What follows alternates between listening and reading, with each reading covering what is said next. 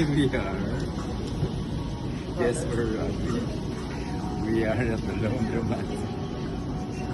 Kaya ako nangingiti. Ang daming tao dito. So we're drying our clothes. Yeah, Mr. Watching. Carrots pajama. Amazing. Ang daming tao.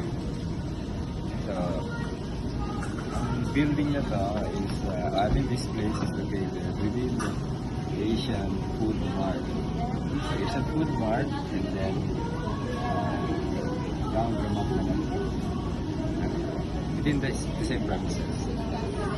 So, gusto parang pareho lang ng presyo sa Pilipinas sa bayan dito. Kaya makita nyo naman malaki. Kasi bet sa pakita na. Ipakita mo.